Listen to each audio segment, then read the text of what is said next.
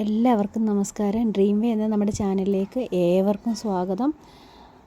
ഇന്ന് നമ്മൾ നോക്കുന്നത് തേൻ നെല്ലിക്ക ഉണ്ടാക്കുന്ന ഒരു വീഡിയോ ആണ്. തേൻ നെല്ലിക്ക എല്ലാവർക്കും അറിയാവുന്നതായിരിക്കും. പക്ഷേ ഞാൻ കുറച്ച് നല്ല തേൻ കിട്ടിയപ്പോൾ നെല്ലിക്കയും ഇപ്പം നെല്ലിക്കയുടെ സീസൺ കഴിയാറായി. അപ്പം കിട്ടിയ സമയത്ത് ഞാനൊന്ന് ഇട്ട് നോക്കിയതാണേ.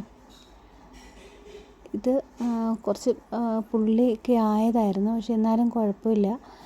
ഒരു പ്രാവശ്യം ഞാനിങ്ങനെ എടുത്ത് നന്നായിട്ടുണ്ടായിരുന്നു. അതിൽ കറുത്ത് കിടക്കുന്ന അതൊക്കെ ഉള്ളതങ്ങ് മാറ്റണേ.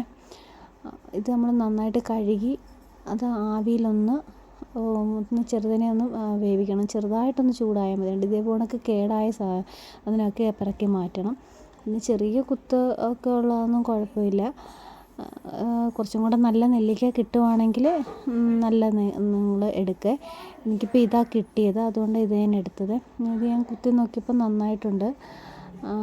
ചിലർ ഇതിൽ കുത്തുകളിട്ട് ചെയ്യുന്നുണ്ട് തേനുള്ളിലേക്ക് ഇറങ്ങാനായിട്ട്. പക്ഷേ എൻ്റെ ഇത് ചെറിയ നെല്ലിക്ക ആയതുകൊണ്ട് നന്നായിട്ട് വിട്ട് വന്നിട്ടുണ്ട്. അപ്പോൾ അതനുസരിച്ച് എടുത്താൽ മതി. പിന്നെ ഇത് നന്നായിട്ട് ഫാനിൻ്റെ ചുവട്ടിലോ അല്ലെങ്കിൽ തണുപ്പത്ത് വെച്ച് നന്നായിട്ട് വെള്ളം തോർത്തി എടുക്കണം. ഒന്ന് തുടച്ചെടുത്താലും കുഴപ്പമില്ല.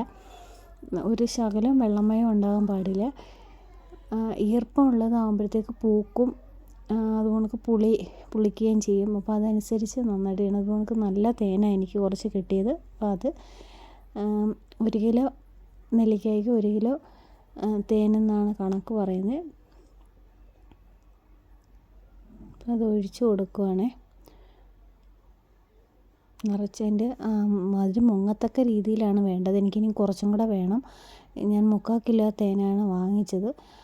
അപ്പോൾ ആയുർവേദ കടയിൽ നിന്നാണ് ഞാൻ വാങ്ങിച്ചത്. അപ്പോൾ അത് നല്ല തേന, കുപ്പി അല്ലാതെ വരുന്നതല്ല വാങ്ങിച്ചത്, ആയുർവേദ കടയിൽ നിന്നാണ് വാങ്ങിച്ചത്. അപ്പോൾ നല്ല തേനാണെന്നാണ് അവർ പറഞ്ഞത്. അപ്പോൾ ഇനി കുറച്ചും കൂടെ വാങ്ങിച്ച് ഞാൻ അതിൻ്റെ പുറത്ത് ഒഴിക്കുന്നതാണ്. ഇതിപ്പം മുങ്ങത്തക്ക രീതിയിൽ ഉണ്ട്. ഇത് എല്ലാവരും ഇത് അതിൻ്റെ പകുതി മതി, അത് ചുരുങ്ങുമ്പോഴത്തേക്ക് ശരിയാവുമെന്ന്. പക്ഷേ ബാക്കി തേൻ വരുമ്പോഴത്തേക്ക് ഇതിൻ്റെ നെല്ലിക്കയിലെ ഗുണങ്ങളെല്ലാം ഇറങ്ങിയിട്ട് ആ തേൻ നമുക്ക് അടുത്തിന് ഉപയോഗിക്കാം. അങ്ങനെയുള്ള രീതിയിലാണ് ഞാൻ ചെയ്തത്. 2 പ്രാവശ്യം സക്സസ് ആയി. അതുകൊണ്ടാണ് ഞാനിപ്പോൾ ഈ വീഡിയോ ചെയ്തത്.